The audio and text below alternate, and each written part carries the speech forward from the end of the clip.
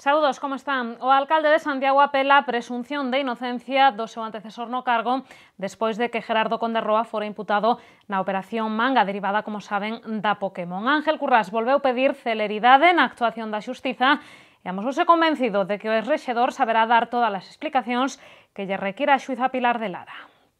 Que a xustiza traballe con celeridade para que todo se aclare canto antes. Era a petición que hoxe facía o alcalde de Santiago tras coñecerse na fin de semana que o seu antecesor no cargo foi imputado na operación Manga. Ángel Currás tamén apela a presunción de inocencia e amósase convencido de que Gerardo Conde Roa saberá dar todas as explicacións que lle requira a xuíza Pilar de Lara. Igual en esta que en otras imputaciones siempre digo lo mismo, presunción de inocencia, siempre lo pongo por delante y yo estoy seguro que el señor Conde Roa pues va a dar todas las explicaciones que la jueza le pida y por tanto lo deseable es que eso se resuelva, que salga lo mejor para el señor Conde Roa y desde luego siempre transparencia y presunción de inocencia. A imputación de Gerardo Conde Roa non pillou a ninguén por sorpresa porque o pasado día 14 a vivenda do exalcalde foi rexistrada durante case 4 horas polos axentes de vixilancia aduaneira. Conde Roa terá que comparecer no xulgado de Lugo o próximo 4 de marzo, ao parecer, para aclarar se puido cometer prevaricación ou tráfico de influencias dende o Concello. Tras coñecerse a súa citación, o abogado do exalcalde asegurou que Conde Roa está moi tranquilo e encantado por poder prestar declaración. Ramón Sabín tamén dixo descoñecer os motivos exactos da imputación do exrexedor e tamén do rexistro do seu domicilio. O letrado insiste ademais en que o feito de estar imputado non equivale a unha condena. E o alcalde compostelán tamén lle preguntamos hoxe se finalmente será Daniel Grela o que substitúa na corporación Albino Vázquez Aldrei. Currás recoñeceu que non ten aínda confirmación oficial de que Grela, o número 18 da lista do PP, vai aceptar a acta. Sinxelamente dixo porque aínda non falou con el. No, mire, eso es una decisión exclusiva del concejal que está en la lista y por tanto es única y exclusiva suya. ¿Pero ha hablado usted con él? No he hablado con él, no he hablado con él porque la verdad es que esto se produjo el fin de semana y por tanto no he hablado con él. Supongo que a lo largo de esta semana sí hablaré. Tenga usted en cuenta que todavía no se ha pedido tampoco el acta del nuevo concejal, puesto que tiene que darse cuenta en pleno de la renuncia del anterior. Parece que eso es una falsa, ¿no? ¿Se ha aprovechado el pleno de esta semana? Yo no pregunto nunca ni dónde trabaja su hija, ni dónde trabaja su mujer, ni dónde trabaja su familia, ¿de acuerdo? Pois así as cousas, o BNG ofreceu hoxe un almorzo informativo para analizar a situación que se vive no Concello Compostelán, un almorzo no que participaron a responsable local do bloque, Goretti San Martín, o voceiro municipal Rubén Cela e o voceiro nacional Guillerme Vázquez. Os nacionalistas insisten en que a única saída posible para Santiago é a convocatoria de eleccións anticipadas. Cada novidade que chega dende os xulgados de Lugo en relación á Operación Manga xustifica máis a convocatoria de eleccións anticipadas en Santiago. É o que entende o BNG, que hoxe reiterou a petición que ven facendo nese sentido dende hai días. O voceiro nacional do bloque pon a pelota no tellado de Alberto Núñez Feijóo. A actuación do señor Núñez Feijóo, nos temos dito algunha vez que é o mestre do escaqueo, non? Ben, pois en esta situación volve a escaquearse, non toma decisións, ele é o presidente do Partido Popular, el que tantas veces dá leccións aos demais, bueno, pois non toma ningunha decisión. De feito, o BNG preguntaralle a Núñez Feijóo no Parlamento pola situación de Santiago e demandaralle que o Consello da Xunta inste o Consello de Ministros a iniciar o proceso para a convocatoria de eleccións anticipadas. De non facelo así, os nacionalistas reiteran que o grupo de goberno debe dimitir en bloque porque xa non conta ca confianza dos composteláns. E a cousa, cree Rubén Cela, pode ir a peor. Eu creo que o Partido Popular ten ante sí un problema que non é menor, e é que hoxe non teñen a garantía de poder colocar a un sustituto de Ángel Currás ca certeza de que non vai estar imputado nos próximos meses. Rubén Cela tamén se referiu á imputación de Gerardo Conde Roa na Operación Manga, para lembrar que o exalcalde acumulou 3 imputacións en tan só 8 meses de mandato, en para poñer o acento en que Ángel Currás foi nese tempo a súa man dereita. Ademais, o voceiro nacionalista lamentou que a día de hoxe non se saiba aínda quen vai sustituir na corporación o dimitido Albino Vázquez Aldrei. Porque siguen correndo a lista de suplentes, siga habendo sospeitas sobre algún deses suplentes e o Partido Popular sigue calando, sigue mudo sobre algunha das cuestións que terá que dar luz. O Partido Popular ten a obriga de moral de aclararnos se existen familiares directos desas persoas contratadas ou non nesa guardería. O voceiro nacionalista reiterou tamén que o goberno local está paralizado e boa proba é, di, que nada se sabe duns orzamentos municipais que lles foron presentados á prensa o 3 de xaneiro. Na mesma liña, Cela lamentou que o Executivo non levará á Comisión de Facenda desta mañá a modificación de crédito precisa para pagar a débeda que o Concello mantén con Sermasa, de xeito que os seus traballadores terán que esperar como mínimo un mes máis para cobraren as súas nóminas. Para lle explicar aos cidadáns a situación na que se atopa o Concello, o BNG está a organizar unha charla informativa que se celebrará o 14 de marzo na Biblioteca Ángel Casal. Antes diso, o Bloque chama aos composteláns a sumárense á manifestación contra a corrupción que se celebrará o próximo domingo en Santiago e que partirá ás 12 do mediodía da Alameda. Despois das críticas do BNG, a concelleira de Facenda asegurou que os orzamentos de 2013 estarán aprobados definitivamente a mediados de abril. Segundo Cecilia Sierra, as contas están pendentes dun informe de intervención para poder ser levados á Comisión de Facenda e despois ao Pleno. En canto ás facturas pendentes a Sermasa, a Edil asegura que o proceso está moi avanzado e que só quedan pequenos flecos para facer o pago de xeito inminente. Estamos con ese proceso y realmente ahí lo que se tiene que hacer es una modificación de crédito y yo creo entender que el proceso también está muy avanzado. Si bien estoy a expensas de hablar con la intervención municipal para ver en qué punto estamos, pero desde luego si no va a este pleno ordinario, pues es probable que vaya a un pleno extraordinario pues, lo más pronto posible.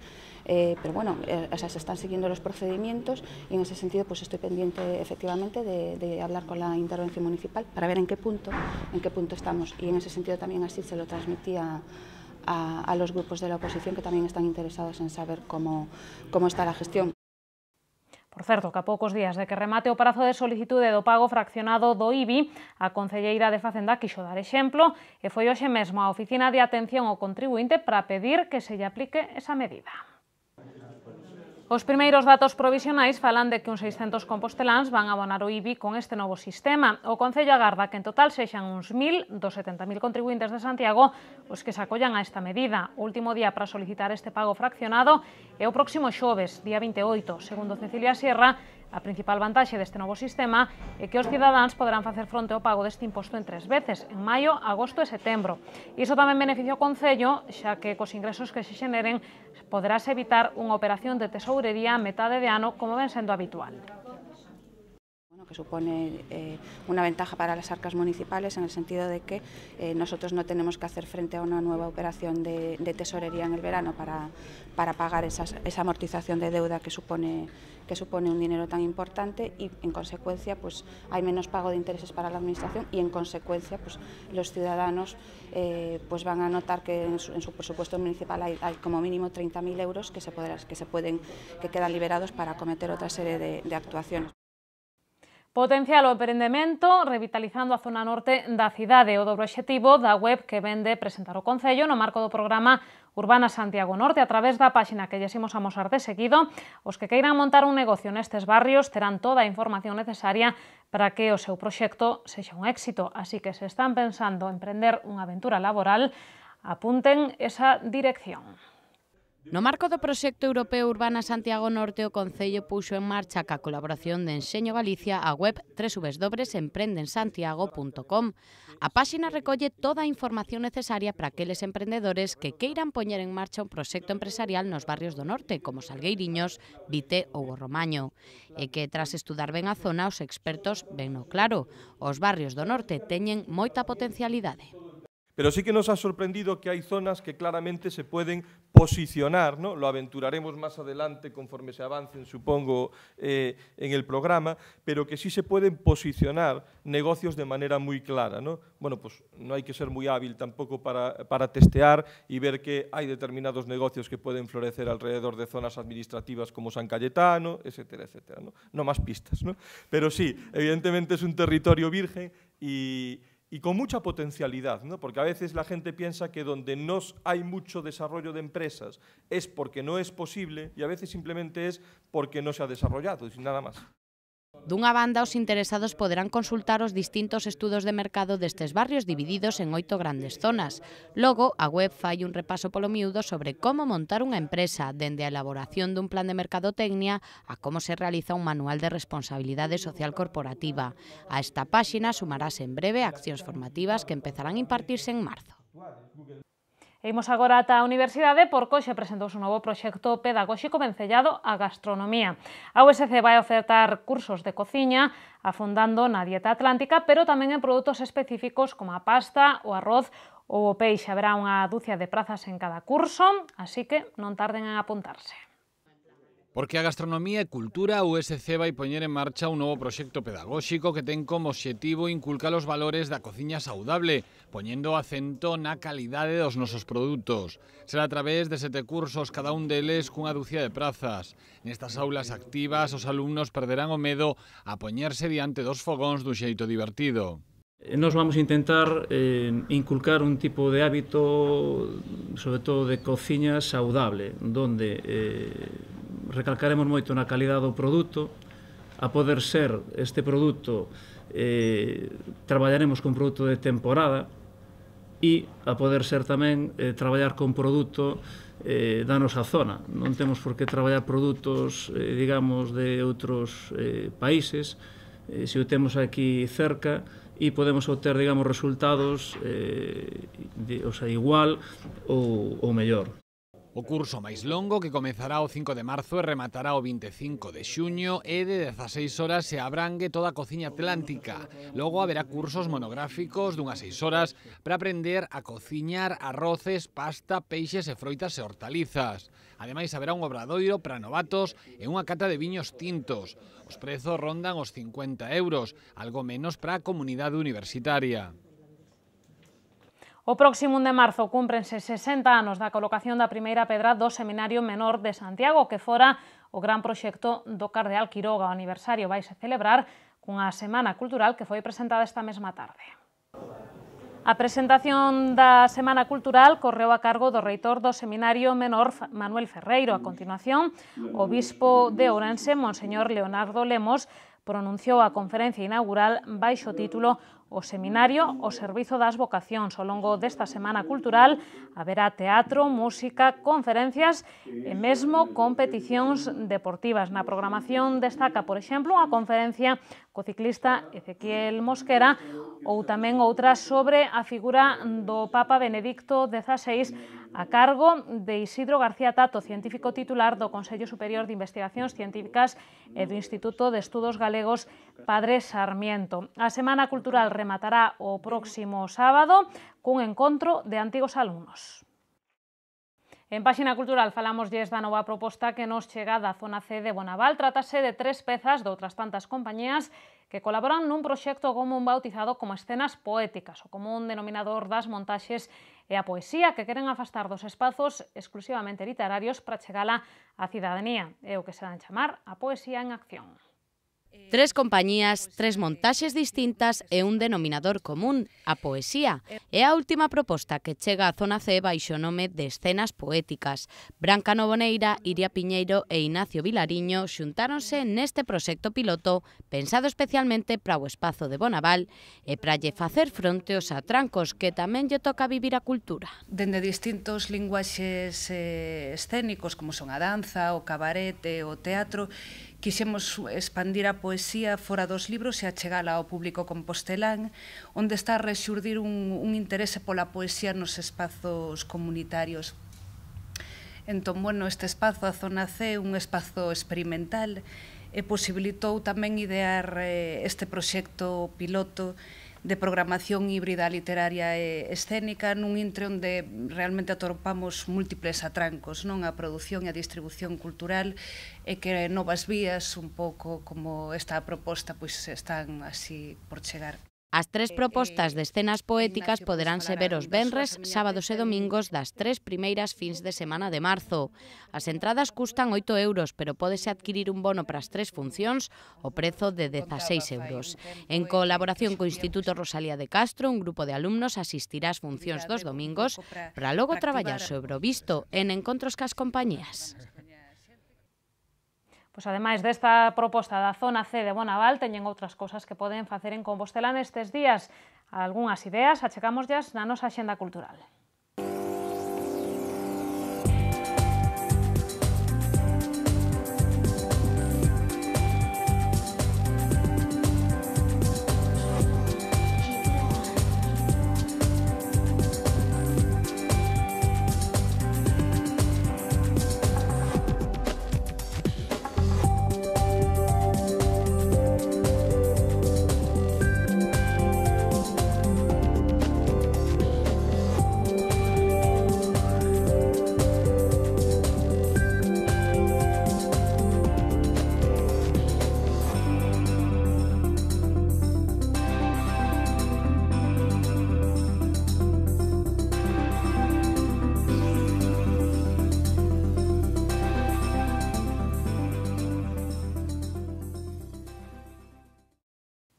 Imos ver de seguido que nos depara o tempo para os vindeiros días e unha información de Meteo Galicia.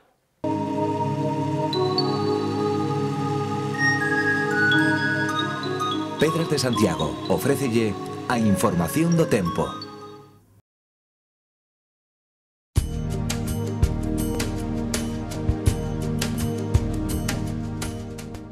Galicia seguirá mañá baixo influencia das altas presións e dos ventos de compoñente norte. Así, os ceos presentarán intervalos anubrados con chuvias dispersas e ocasionais no terzo norte. As temperaturas non cambiarán e as xeadas serán xeralizadas no interior. No mércores, os ceos alternarán nubes e claros con algunha precipitación dispersa na metade leste. Os ventos serán do nordés e as temperaturas poderían subir lixeiramente. Para o xoves agárdanse intervalos anubrados e posibles chuvias febles e ocasionais no norte e no nordés. As temperaturas non experimentarán cambios importantes e os ventos soprarán frouxos do norte e do nordés.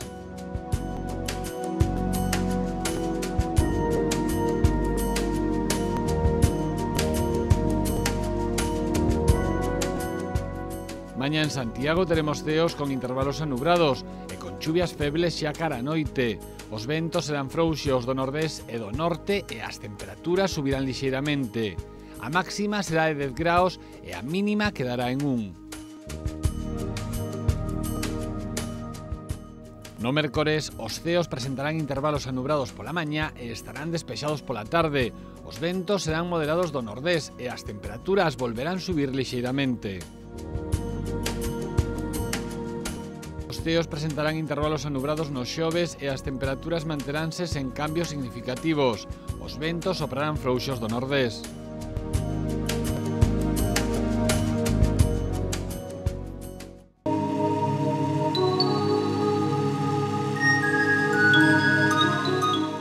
Pedras de Santiago ofreceulle a información do tempo. A información do tempo rematan as novas, unhas felicitacións de cumpleanos e regresamos de contado co preguntoiro hoxe co alcalde de Brión, con Xosé Luis García. Non se movan.